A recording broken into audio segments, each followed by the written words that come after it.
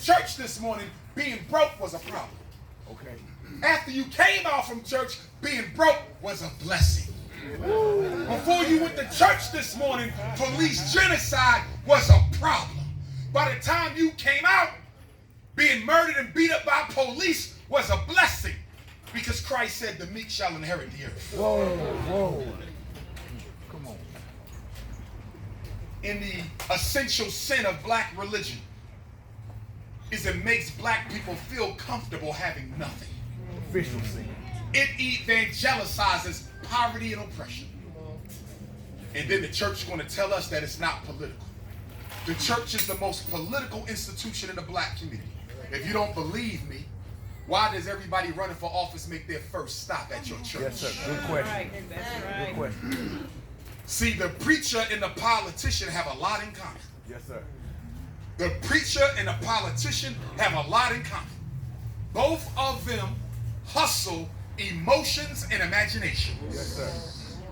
To be a good preacher, you have to be a good manipulator of people's emotions and imagination. Yes, sir. To be a good politician, you got to be a good manipulator of people's emotions and imaginations, and to be a good pimp. You have to be able to manipulate the emotions and the imaginations of folk.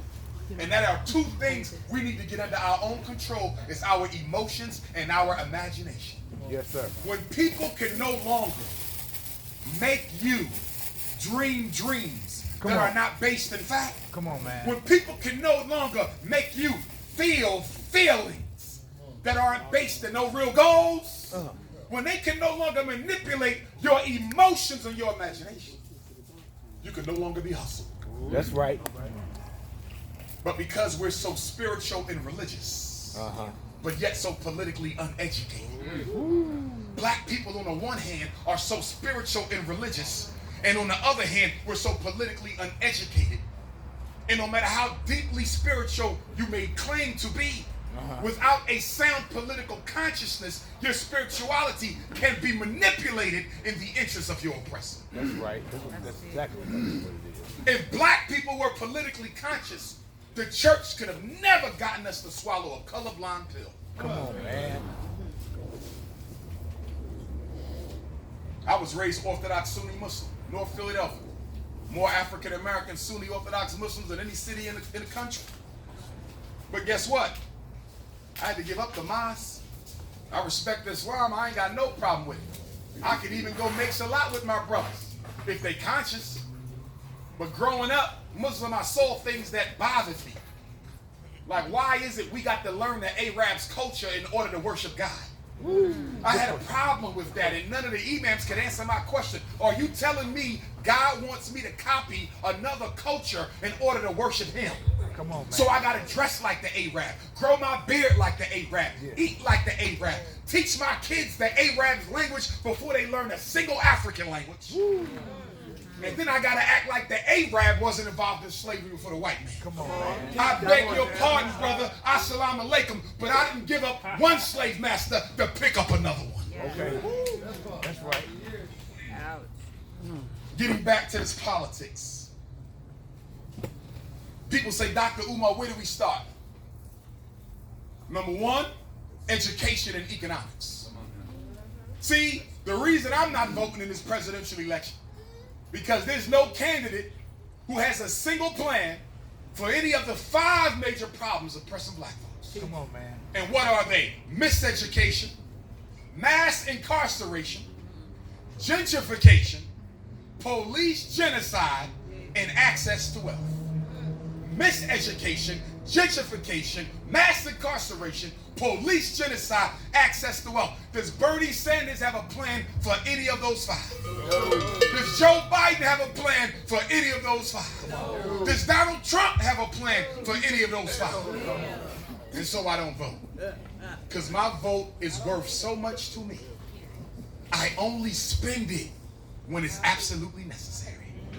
When you go into a store looking for something to buy, if the store don't have what you're looking for, do you just buy anything just because you can? Only a fool would buy just because you're able to. Okay. A smart shopper will only spend their money when they find a product that's worthy of it. Yes, sir. And a smart black voter will only expend their vote when they find a product that's worthy of it. Come on. They're not going to fix the schools. They can't. Because when you properly educate a black boy, what are you doing? When you properly educate a black boy in Watts or Compton or South Central, San Diego, Sacramento, Oakland, San Fran, when you properly educate a black boy, you make him a rival to the white boy for political, economic control of California state. Yes, sir. And since America is based on white privilege, we have to make sure the black boy can't compete with the white one. This is by design. Yes, sir. Without a doubt. And then they keep talking about why black boys can't learn, but nobody's talking about why all these white teachers got to be the ones that teach them. Don't talk to me about why black boys can't learn. Talk to me why you expecting them to learn being taught by Miss Sally McCracken. She don't care about them. She don't care about their education. That's right. Don't get me wrong. I've met some excellent white teachers. Just like I met some trifling black ones. Come on, man. I've met some excellent white principals, and I've met some trifling black ones. But in the general scheme of things, I'm going to put my money on the black principal and the black teacher. Because being a principal myself, and a certified school psychologist myself, and a doctor of clinical psychology myself, I know that 9 times out of 10, the white folks don't give a damn about whether our kids win or lose. Come on, man. Come on.